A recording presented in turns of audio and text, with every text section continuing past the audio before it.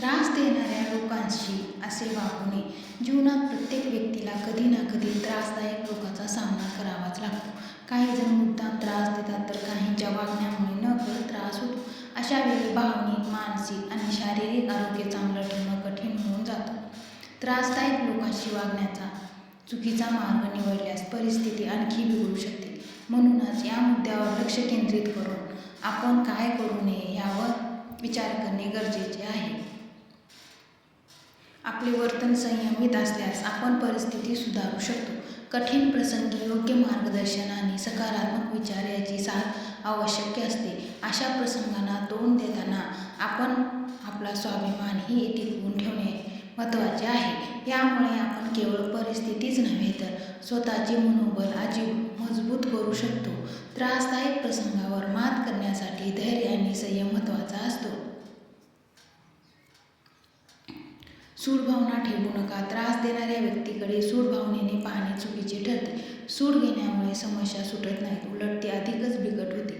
अशा प्रसंगी शांत राहून परिस्थितीला समजून घेणे आवश्यक असते. शांत राहिल्याने परिस्थिती हाताळणे सोपे जाते.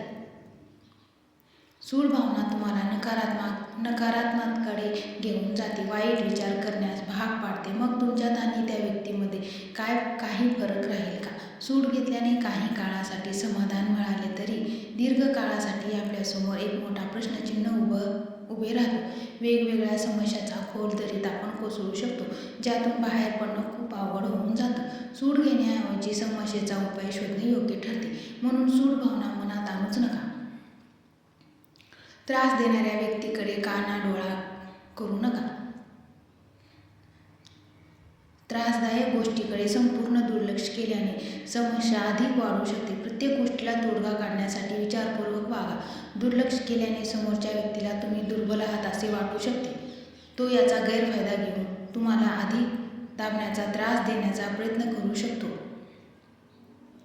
म्हणून तुम्हाला जाणवले की हा मुद्दाम असं वागतो, तेव्हा सुरुवातीला संवाद साधून परिस्थिती सोडण्याचा प्रयत्न करावा. त्रासदायक गोष्टीकडे तात्पुरते दुर्लक्ष केल्यास वेळ जाऊ शकते, पण कायमस्वरूपी दुर्लक्ष मात्र धोकादायक आहे. समस्या उघडपणे स्वीकारली की ती सोडवणे सोपे होते.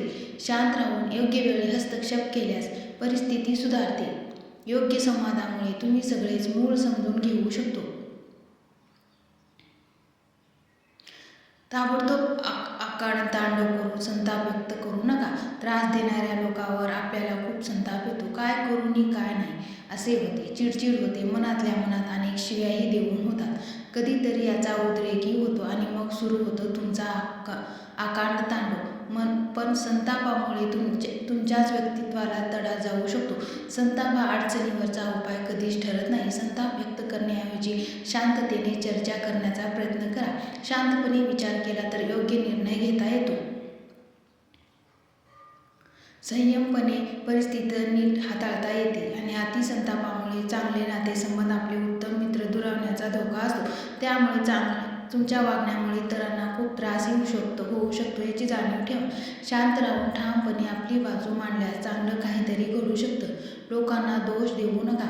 आपल्यासोबत घडणाऱ्या त्रासदायक प्रसंगासाठी इतरांना दोष देणे चुकीचे आहे. समस्या तुमच्यापर्यंत का आली, का निर्माण झाली, ती व्यक्ती तुम्हालाच त्रास देते आहे यावर विचार करा. दोष देण्यापेक्षा उपाय शोधणे जास्त महत्त्वाचे आहे. समस्या हाताळण्यासाठी स्वतः जबाबदारी स्वीकारा. जेव्हा आपण दुसऱ्यांना दोष देत असतो ना, याचा अर्थ तुमच्यातच आत्मविश्वास कमी आहे. स्वतः हाताळा परिस्थिती, काय याला त्याला दोष द्यायचा. दोष देण्यामुळे नातेसंबंध कमकुवत होतात. इतरांच्या चुका माफ करण्याचा दृष्टिकोन ठेवा. सकारात्मक विचाराने परिस्थितीवर नियंत्रण मिळवा.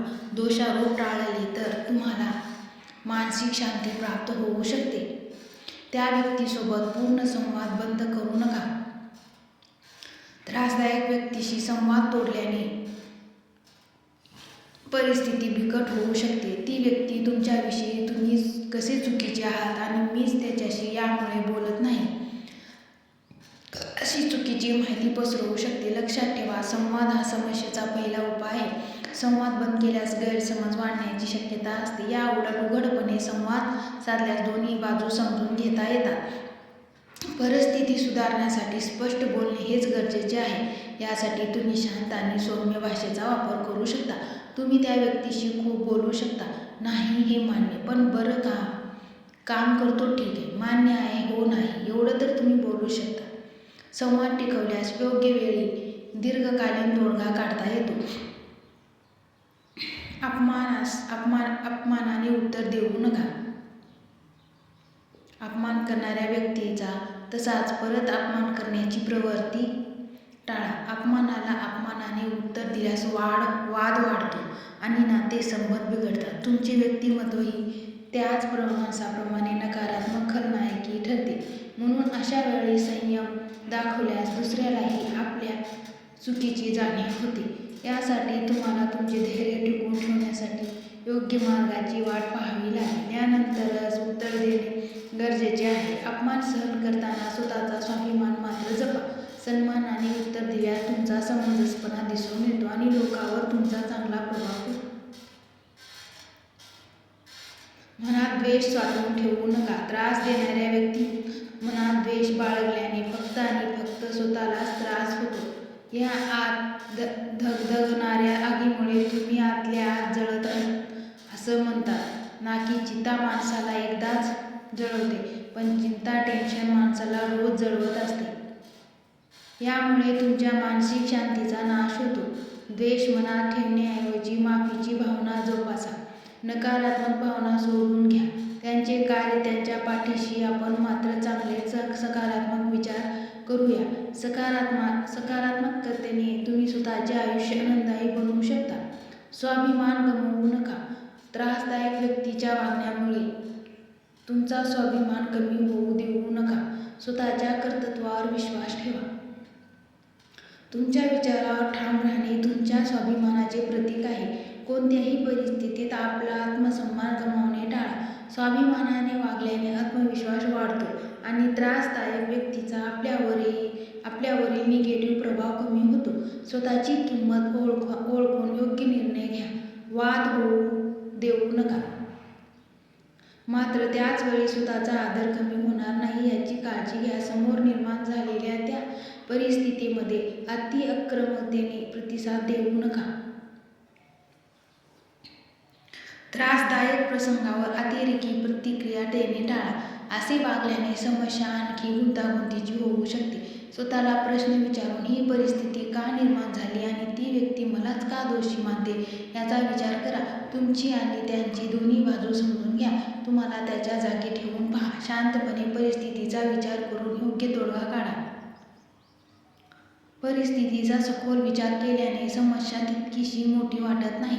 स्वतःवरील विश्वास गमावू नका. त्रास देणाऱ्या लोकांच्या वागण्यामुळे स्वतःवरील विश्वास हरवू देऊ नका. मीच चुकतो, मीच बावळट आहे वगैरे असे विचारही मनात आणू नका. तुमची क्षमता आणि तुमच्या कर्तृत्वावर नेहमी विश्वास ठेवा. परिस्थिती कितीही कठीण असली तरी तुमचा आत्मविश्वास टिकवणे गरजेचे आहे. कारण एकदा का तो कमी झाला तर तुम्हाला समस्यावर तोडगा काढणे कठीण होईल. त्रासदायक लोकांच्या वागणुकीवर विजय मिळवण्यासाठी आत्मविश्वासाचा वाटा मोठा आहे. स्वतःवरील विश्वास तुम्हाला कोणत्याही समस्येतून सहज बाहेर काढू शकतो. मित्रांनो, त्रासदायक व्यक्ती, त्रासदायक परिस्थिती हा जीवनाचा एक भाग आहे. प्रत्येकजण या ना त्या प्रकारे अशा लोकांना सामोरे जातच असतो. परंतु या प्रसंगांना तोंड देताना आपले वर्तन आणि दृष्टिकोन योग्य असणे महत्त्वाचे आहे. संयम, आत्मसन्मान आणि सकारात्मक विचारसरणीच्या मदतीने कोणत्याही कठीण परिस्थितीतून मार्ग काढता येतो. त्रासदायक लोकांच्या वागण्यामुळे आपल्या आयुष्यावर नकारात्मक परिणाम होऊ देऊ नये. उलट शांतता आणि धैर्याने परिस्थिती हाताळण्याचा प्रयत्न केला पाहिजे. अशा लोकांच्या वागण्याचा आपल्या मानसिक आरोग्यावर आणि आत्मसन्मानावर परिणाम होणार नाही याची काळजी आपणच घेतली पाहिजे. प्रत्येक प्रसंगात आपण स्वतःला हे प्रश्न विचारले पाहिजे की ही परिस्थिती माझ्या जीवनात किती काळ टिकणार आहे. हा विचार केल्यास समस्या लहान वाटू लागते. आपल्या विचारांमध्ये स्पष्टता आणि वागण्यात समतोल ठेवल्यास त्रासदायक लोकांचा प्रभाव कमी होतो. याशिवाय संवाद साधून गैरसमज दूर करणे संयमाने वागणे आणि आत्मसन्मान टिकवणे हे जीवनात यशस्वी होण्याचे मार्ग आहेत.